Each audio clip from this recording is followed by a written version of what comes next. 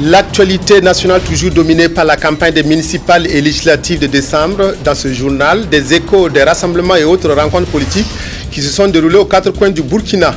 La ville de Goma, en République démocratique du Congo, est tombée aujourd'hui au mains du mouvement rebelle du M23. Panique dans la ville, désertée par les militaires congolais et par les populations apeurées. Mesdames, Messieurs, bonsoir à tous, bienvenue au journal. L'Alliance pour la démocratie et la Fédération Rassemblement démocratique africain ADF-RDA a organisé samedi dernier son meeting de lancement de sa campagne dans le Yoba. Le village de Guéguéré, à 15 km de Dano, a abrité la manifestation politique. Reportage Draman Dadian. Hymne du parti ADF-RDA à Guéguéré, c'est un meeting de lancement de la campagne provinciale du parti de l'éléphant dans le Yoba ce samedi 17 novembre. Guéguéré, pour nous, constitue, n'est-ce pas, un des bastions de l'ADF-RDA, parce qu'au niveau du Yoba ici, lors des dernières élections législatives, je veux parler de celle de 2007, Guéguéré a été en deuxième position dans les communes qui ont été apporteuses de voix au niveau de l'ADF. Et justement pour témoigner cette reconnaissance à cette entre, n'est-ce pas, de l'ADF-RDA, nous avons jugé qu'il était important de venir commencer notre campagne par Guéguéré. C'est donc un meeting qui sonne la mobilisation pour une victoire du parti de l'éléphant dans le Mont Yoba. Un message de paix et de bonne, n'est-ce pas, de bonne compétition dans le respect, n'est-ce pas, d'autrui. C'est le premier message que nous avons tenu à donner. Le second message est celui de l'engagement sans calcul. Le troisième message est celui, n'est-ce pas, du discours de vérité et, n'est-ce pas, du discours qui est constructeur. Meeting sur fond de discours, responsables provinciaux et communaux de l'ADF-RDA, militants, délégués des différentes couches sociales ont eu droit à la parole pour appeler les potentiels électeurs à souscrire au programme du parti. États généraux sur l'eau et l'agriculture dans le Yoba, promotion du genre, emploi des jeunes et des femmes sont entre autres préoccupations de la population que l'Alliance pour la démocratie et la Fédération Rassemblement démocratique africain comptent résoudre. Et pour y arriver, le parti de l'éléphant veut durant cette campagne gagner la confiance des électeurs pour remporter les 2 sièges législatifs et avec le maximum de conseillers municipaux occuper les 8 communes que compte la province du Yoba. Le parti de la Renaissance nationale a mobilisé ses troupes dans le Poni dimanche dernier. Gawa a abrité le rassemblement qui a vu la participation des premiers responsables du parti. Reportage Sébastien Zongo. C'est avec le fondateur du parti que le président national du parti de la Renaissance nationale, a fait le déplacement de Gawa. Le parent vise 2 postes législatifs et au moins 2 mairies dans le Poni et ils sont venus apporter leur appui aux candidats du parti à ces élections et indiquer le chemin de la victoire à leurs militants et sympathisants. Le chemin sera long et parsemé d'embûches. Il y aura des manipulations, des achats de conscience, du mensonge, de l'instrumentalisation. Mais je vous demande de ne pas vous laisser distraire, de ne pas vous laisser abattre et c'est à ce prix que la victoire sera acquise. Le fondateur du parent était attendu à cette rencontre et il n'a pas manqué de donner une idée de ce qu'il fera s'il est élu. Monsieur candidat à la mairie de Boulmigou. Ah oui. Et si j'ai la mairie, pour la première fois, les Burkinabés sauront ce que veut dire la gestion communale. Ils sauront. Dès que je suis maire, chez moi là-bas, premier acte, état de droit réel. Je veux savoir toutes les parcelles. Tu as combien de parcelles ici? Pourquoi toi tu as 60 parcelles? Non. Combien de gars qui s'enrichissent à des parcelles pendant que des pères de famille ne peuvent pas loger leurs enfants? Voilà moi mon premier travail. Le reste, je n'ai pas le temps de vous expliquer, mais c'est le génie qui va travailler. Regardez! Militants et sympathisants du parti de la Renaissance nationale ont été invités à la conquête des voix dans cette campagne qui ne fait que commencer. À la conquête des suffrages des électeurs, les premiers responsables de l'Union pour le progrès et le changement UPC sont allés ce matin à la rencontre de leurs militants de l'arrondissement 38 de Ouagadougou. Zéphirin Diabré a invité les populations à voter le changement. Reportage Maïmouna Traoré. À la rappel de leurs candidats aux municipales et aux législatives, les militants et sympathisants de l'Union pour le progrès et le changement de l'arrondissement 8 de Ouagadougou ont répondu présents. Dans une ambiance festive, le président de l'UPC, Zéphirin Diabré, et ses collaborateurs ont échangé avec les populations sur leurs préoccupations et ils les ont invités à voter pour eux. Mon premier projet, c'est de régler les problèmes de lotissement, de santé, d'éducation et d'emploi. Nous sommes vieilles, nous n'avons pas de travail, nos maris aussi. Que Dieu donne le pouvoir à l'UPC afin qu'il puisse nous sortir de la misère. Et pour mieux convaincre l'électorat, les candidats de l'Union pour le progrès et le changement ont exposé le projet de société de leur parti. Il y a la création d'une banque exclusivement réservée aux femmes. Il y a aussi le domaine de la santé qui est un domaine prioritaire pour nous. Nous pensons pouvoir travailler avec nos partenaires à changer et amener ce changement à ce niveau. Il y a des domaines prioritaires que nous avons. Il y a la santé, il y a l'éducation. Il faut changer carrément la façon de donner l'éducation à nos enfants. Selon Zéphirin Diabré, le projet de société de l'Union pour le progrès et le changement prend en compte les spécificités de chaque arrondissement et de chaque localité du Burkina Faso. Merci bien, merci au président. L'UPC est également sur le terrain dans le BAM, dans la commune rurale de Nasséré. Le parti a rencontré ses militants et sympathisants hier pour leur tenir le discours du changement. Reportage Claudine Bikaba. Aller à la rencontre des populations pour s'imprégner de leurs préoccupations et pour les convaincre de choisir le parti de l'Union progressiste pour le changement UPC, c'est l'objectif de ce face-à-face avec les militants et sympathisants de ce parti à Nasséré, commune rurale de la province du BAM. Notre objectif était d'abord de rencontrer les candidats UPC dans les villages de la commune de Nasséré. Donc d'échanger avec eux donc sur les attitudes du candidat et du militant. Et en même temps décliner un peu la stratégie du parti qui est à la conquête de l'électorat pour la première fois. La stratégie du parti en cette période de campagne électorale est simple. Il veut faire une campagne de proximité. Après les assemblées générales dans plusieurs localités de la province du BAM, le parti de l'Union progressiste pour le changement va enchaîner les meetings à l'approche de l'échéance des législatives et municipales du 2 décembre prochain.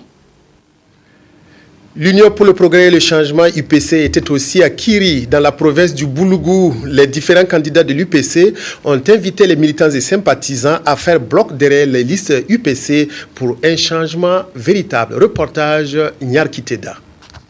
C'est une rencontre d'échange direct entre les responsables de l'Union pour le progrès et le changement UPC, les candidats et les militants du parti du village de Kiri, dans la commune de Tinkodogo.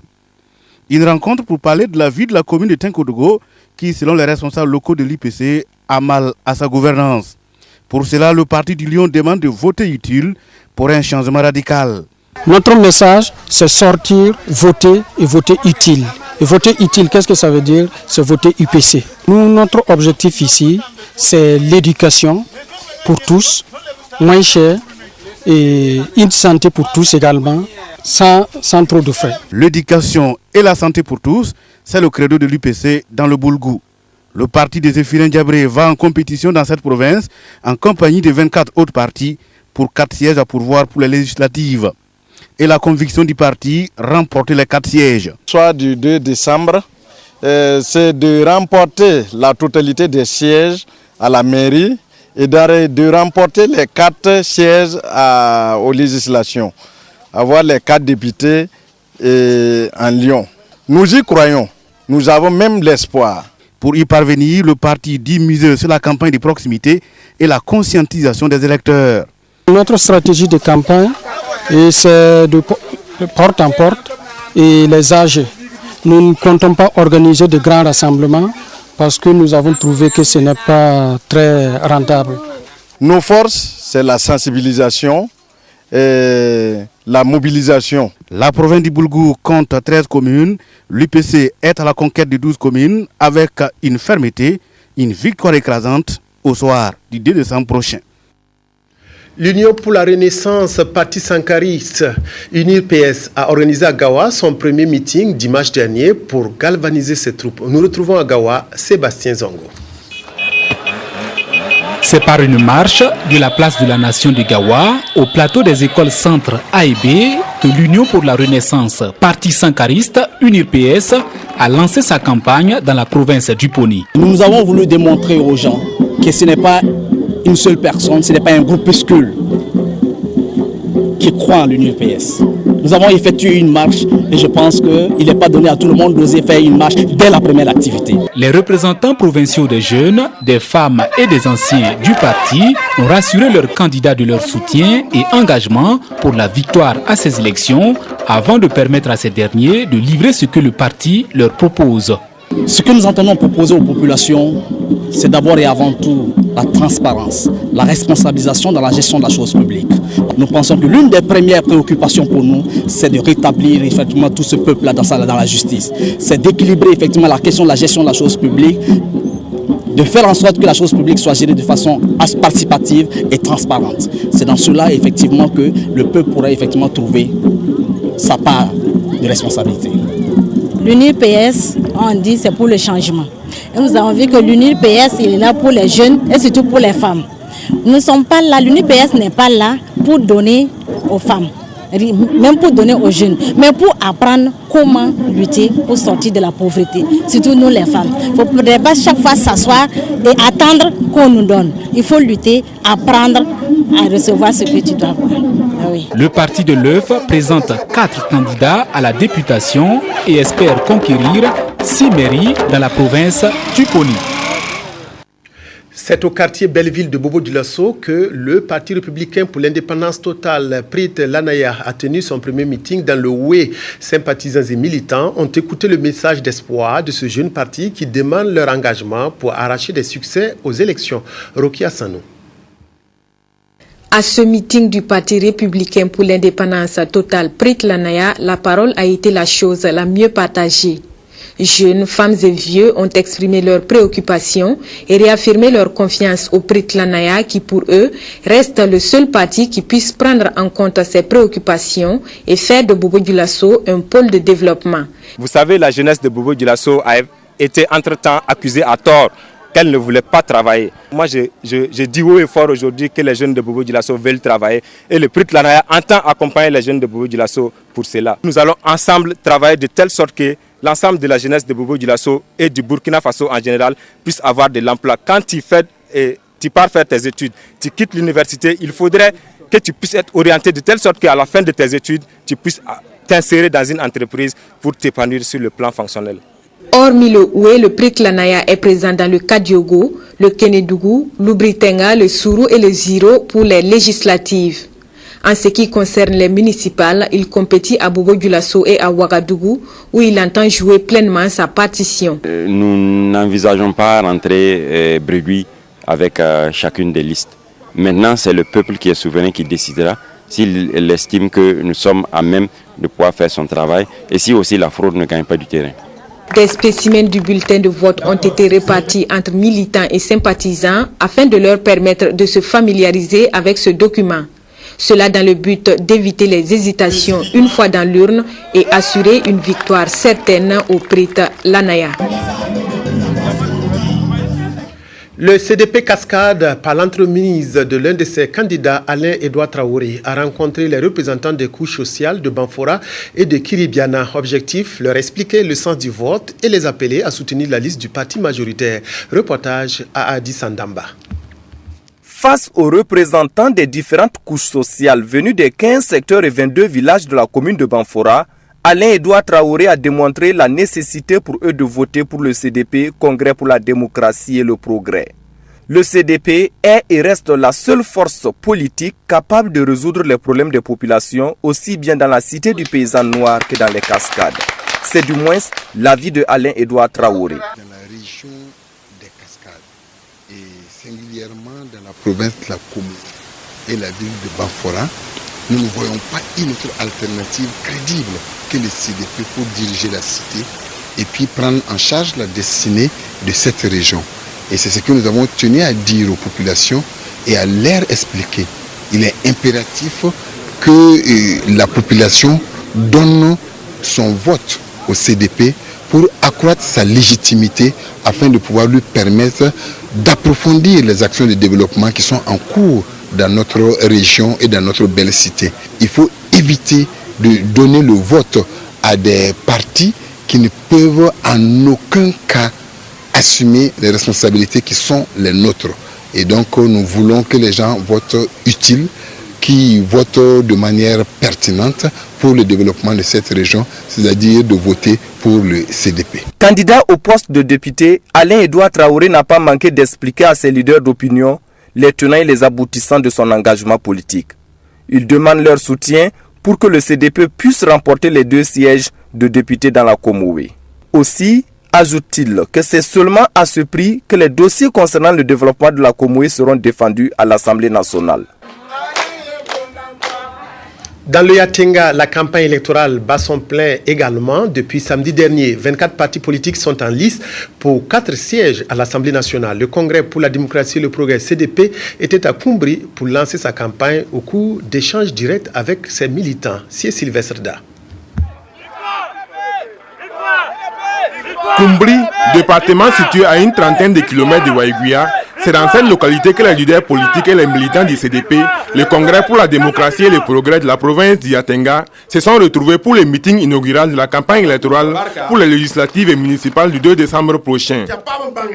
Dans leurs interventions, les candidats égrènent les actions réalisées par les partis au pouvoir, tant au plan national que provincial, avant d'en venir à leurs projets de société pour le Yatenga, dans les secteurs de l'éducation, de la santé, de l'économie et en matière de réalisation d'infrastructures.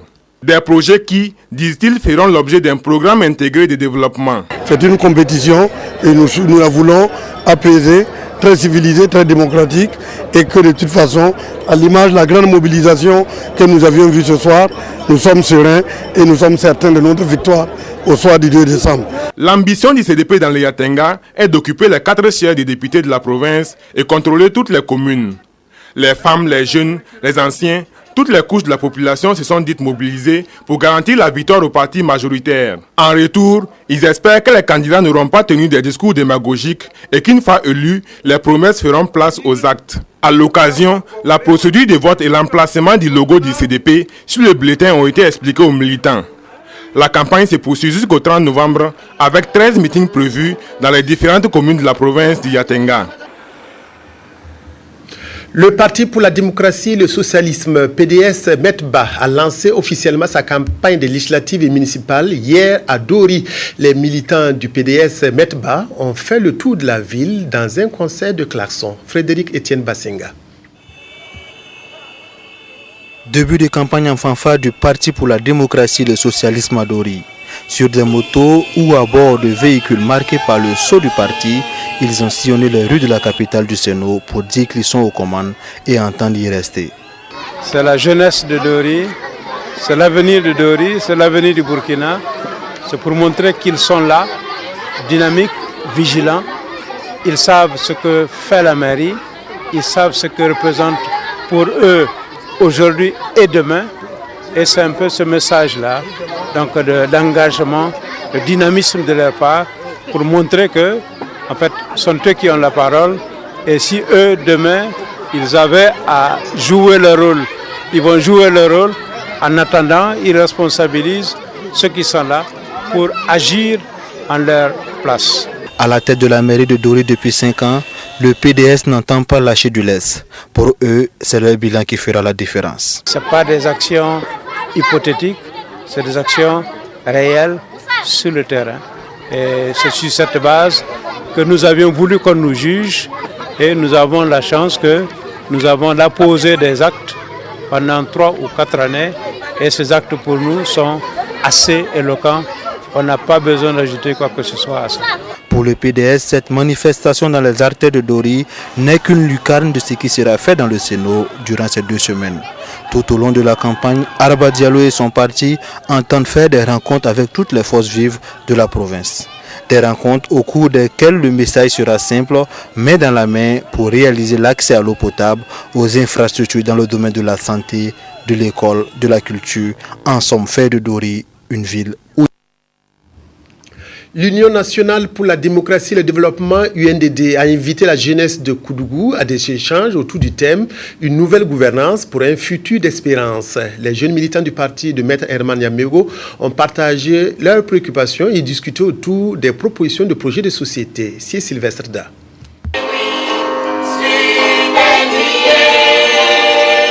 Une nouvelle gouvernance pour un futur d'espérance, c'est autour de cette thématique que les jeunes de l'UNDD, l'Union nationale pour la démocratie et le développement, ont réuni à Koudougou les militants du parti pour des échanges dans le cadre de la campagne électorale. Le parti de Maître Herman Yamego a fait confiance aux jeunes en leur permettant d'occuper les premières places sur les listes de candidatures et en les responsabilisant pour la campagne électorale, pour les législatives et les municipales. La jeunesse entend relever les défis en assurant de bons résultats à l'UNDD au soir du 2 décembre prochain. Nous ne sommes pas là pour dire, pour faire rêver les gens sur des choses impossibles. Tout est réel. Tant qu'on veut, en tant que jeunesse, on peut parvenir à ce changement. Il n'est pas temps de se désespérer. Si nous nous désespérons, qu'est-ce qui va advenir pour ce beau pays qui est le Burkina Faso? On n'a pas ce droit, on a même l'obligation pour cela. C'est pour cette raison que je vous dis de vivre que les discours formels n'ont pas de sens. Quand on vit réellement les choses, on doit être capable à tout instant de prodiguer cela. À cette rencontre, il a été question des actions à mener pour la suite de la campagne électorale. Les jeunes ont également échangé autour des propositions des projets de société, des idées de la jeunesse auxquelles l'Union nationale pour la démocratie et le développement UNDD accorde de l'importance et entend valoriser en cas de victoire. Le mouvement progressiste africain MPA a choisi la méthode du porte-à-porte pour sa campagne. Ce regroupement de 8 partis présente des candidats aux législatives et municipales dans le Gourouma. Dans son programme, le parti met l'accent sur la santé et l'éducation. Amidou Tombiano au micro de Jacques Lamissa Tarpaga. Si nous venons aux affaires, nous allons diminuer le train de vie de l'État et nous allons investir dans les hôpitaux, nous allons investir dans l'éducation. Je vais seulement prendre l'exemple de Fada, où nous avons seulement un seul lycée, disons, un grand lycée public, Diaba Lompo. C'est vrai, il y a le collège et le lycée communal, mais combien d'élèves sont dans la rue après le CM2? Et donc, je me dis qu'il y a manque de lycées au niveau de Fada. Et donc, il faut investir dans l'éducation, il faut investir dans la santé. C'est sur ce chemin-là, ces axes-là, que nous voulons travailler, prioriser. Notre stratégie, d'abord le porte-à-porte. Parce que les Ganyoba, les grands meetings, nous n'avons pas trop de moyens pour faire voir les gens, les oncoms. Bon, ici au Gourmand, on parle de l'eau blanche. Ça veut dire que tant qu'il n'y a pas l'eau blanche, tu ne peux pas regrouper les gens. Mais nous, on va aller au domicile pour dire aux gens que, en fait, les 2 semaines de campagne ne peut pas se résumer au dolo et à l'eau blanche. Donc, nous pensons qu'au-delà de ça, il faut bien que les uns et les autres comprennent qu'il y a d'autres réalités. Et ces réalités-là, il faut qu'on marque leur conscience pour leur dire que ce n'est pas à partir des t-shirts, ce n'est pas à partir des casquettes qu'on peut se soigner à l'hôpital, qu'on peut, après le CM2, accéder au lycée, au collège ou au lycée. Eh bien, donc, c'est ça que nous tentons d'inculquer, de marquer les consciences des uns et des autres pour qu'ils comprennent une bonne fois pour toutes qu'il y a une nécessité de changer. Il y a une nécessité de changer nos comportements.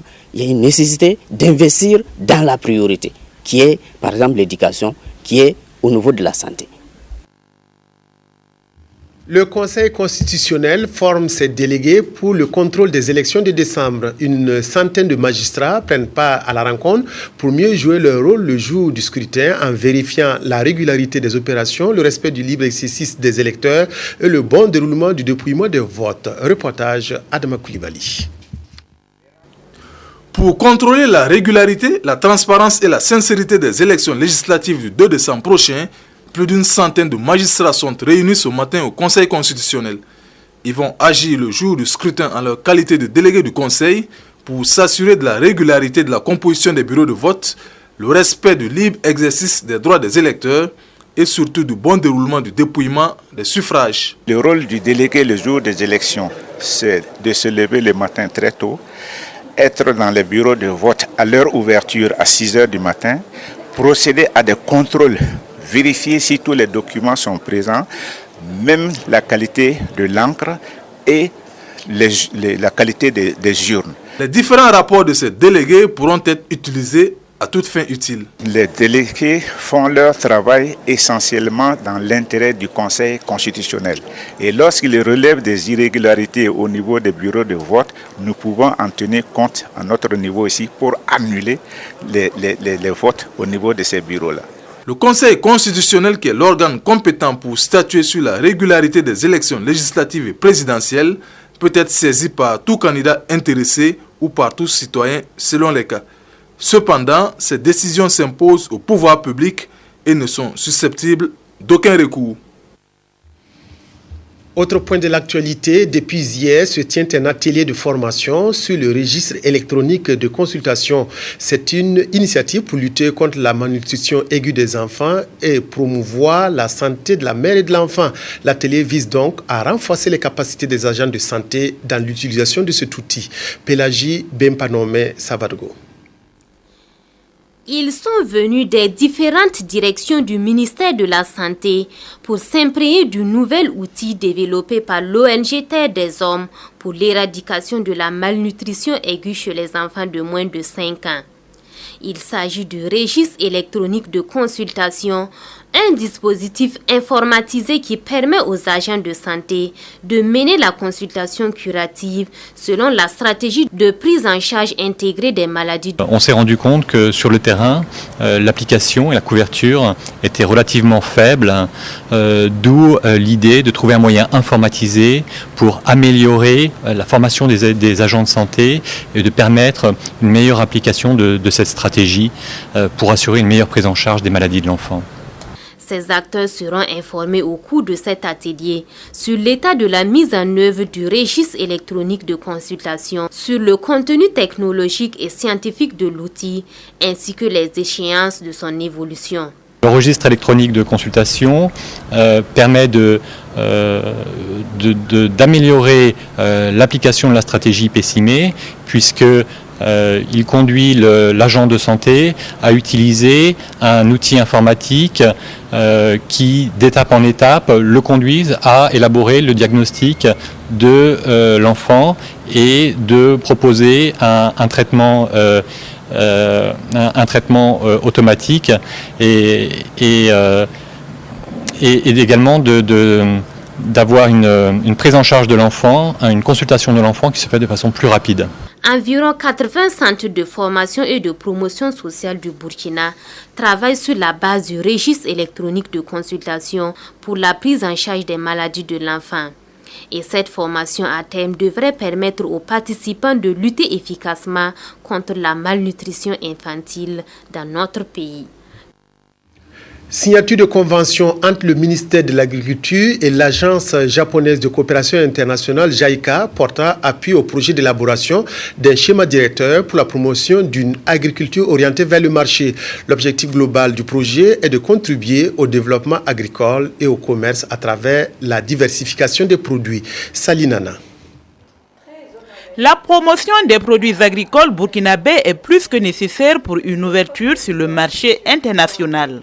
C'est ainsi qu'autour d'une même table, le ministère de l'Agriculture et de l'Hydraulique et l'Agence japonaise de coopération internationale JICA ont mis en place un projet devant contribuer au développement agricole et au commerce à travers la diversification des produits. Je me réjouis de l'avènement de ce projet qui va nous permettre de regarder vraiment de la façon la plus pointue possible tous les mécanismes qui vont nous permettre d'amener ces produits-là vers le marché. Et ça va être aussi la possibilité pour nous de nous diversifier.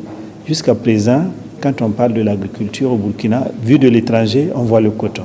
Mais nous avons d'autres potentialités. La faiblesse de l'économie de Burkina Faso se trouve la dépendance de l'exportation uniquement de deux produits, c'est-à-dire l'or et le coton.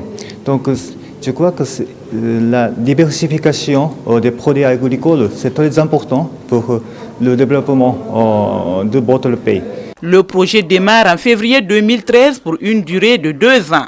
À travers ce projet, les compétences et les connaissances des Burkinabés seront développées en matière de formulation d'un schéma directeur pour la promotion de l'agriculture et de l'investissement.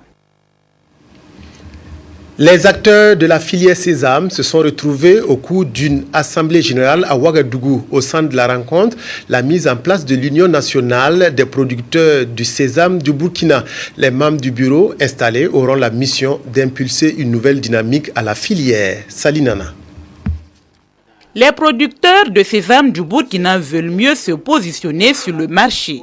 Et pour cause, le précieux sésame du Burkina est prisé à l'extérieur, mais la production n'arrive pas à couvrir la forte demande. C'est fort de ce constat que l'Union nationale des producteurs de sésame a tenu cette assemblée générale. Le département ministériel en charge du commerce dit apporter son soutien aux producteurs pour relever les défis liés à l'écoulement du sésame. Et le sésame a été identifié comme un des produits à fort potentiel d'exportation. Alors, ce que nous attendons des producteurs, justement, c'est qu'ils soient mieux organisés, mieux structurés, pour qu'on puisse mieux les appliquer. Avec les instances du cadre intégré renforcé, nous avons pu obtenir un projet pour renforcer et la production et la commercialisation du sésame. C'est pour assurer un meilleur positionnement du sésame produit au Burkina que dans cette union nationale sont réunis les producteurs des régions de la Boukoudjoumoun, du Nord, de l'Est et du Centre-Ouest.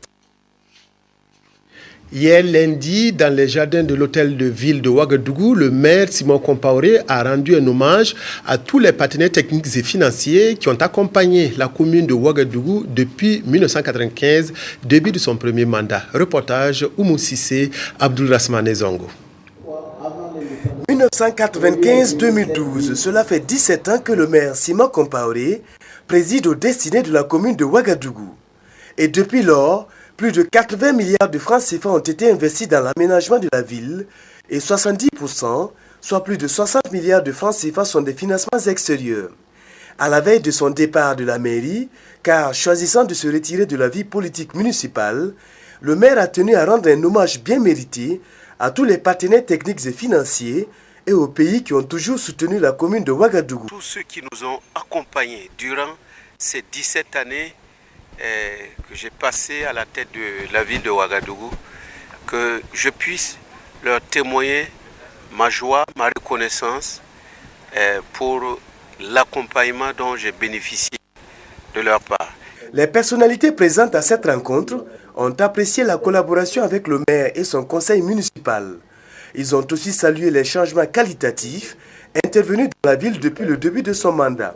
Au moment où vous quittez vos responsabilités de maire, nous voulons saluer cet esprit de coopération et partenariat qui porte l'empreinte de votre riche personnalité et saisir l'occasion pour vous remercier de la grande disponibilité avec laquelle vous avez toujours répondu à toutes nos sollicitations. Le maire Simon Compaoré a demandé aux partenaires techniques et financiers de toujours soutenir la commune de Ouagadougou pour le développement de la ville et l'amélioration du cadre de vie des populations. Des trophées de la ville pour encourager l'excellence dans la gouvernance locale. L'agence d'événementiel OSD a organisé une soirée de récompense des meilleures pratiques dans la gestion des communes du Burkina. Cette soirée dénommée Trophée de ville a permis de primer 13 communes rurales et urbaines pour l'exemplarité de leur gestion. Il s'agit pour les organisateurs d'accompagner le processus de décentralisation. Occasion de rendre hommage à Simon Compaoré, le maire de la ville de Ouagadougou. Estelle Judith Assonga. Un trophée pour Simon Compaoré en reconnaissance de son dévouement pour le développement de la ville de Ouagadougou. Nous sommes à la nuit des trophées de la ville, une soirée dédiée à l'excellence dans le domaine de la gouvernance locale. Comme le maire de la ville de Ouagadougou, 13 d'autres communes, dont 7 communes rurales, ont été primées. Pour Simon Compaoré, qui prévoit céder sa place à la mairie, c'est presque un cadeau d'au revoir. Franchement, je pars le cœur léger parce que quand on reconnaît le minimum de ce que vous avez pu faire, on ne peut que trouver une satisfaction. C'est bien de rendre des hommages à titre posthume, mais quand on rend hommage à des personnes qui sont vivantes, on rend hommage à des structures comme les collectivités territoriales en instaurant une saine concurrence qui permet aux populations de bénéficier de cadres de vie assainis. Et je pense que c'est une initiative à saluer. La rigueur, l'esprit d'initiative et le respect des règles, voici les critères qui ont prévalu au choix des communes primées. Les organisateurs de la soirée se défendent de toute influence politique. Ça n'a rien de politique, c'est tout simplement comme si on distinguait une entreprise, c'est comme si on distinguait une institution. Parce que ces gens-là se battent tous les jours, ils sont directement en contact avec les populations, ils connaissent leur réalité et ils essaient tant bien que mal de subvenir aux besoins des populations. En plus de ces trophées désormais annuels, les initiateurs de la compétition prévoient organiser un salon de la ville et des élus locaux pour accompagner le processus de la décentralisation au Burkina Faso. Du réconfort pour les réfugiés maliens vivant au Burkina, l'ONG Credo s'est rendue à Mentao dans le Sahel pour remettre des vivres aux populations déplacées maliennes. Frédéric Etienne Bassinga. Après la région du Centre-Nord, c'est dans la région du Sahel que l'ONG Credo et son partenaire d'une date sont allés manifester leur solidarité. Des céréales, du sucre, du thé et de l'huile, le tout d'une valeur de plus de 13 millions de francs CFA, voici ainsi constitués les vivres qui ont été offerts aux réfugiés maliens de Mentao. Ça va nous aider. On a remercié aux donateurs.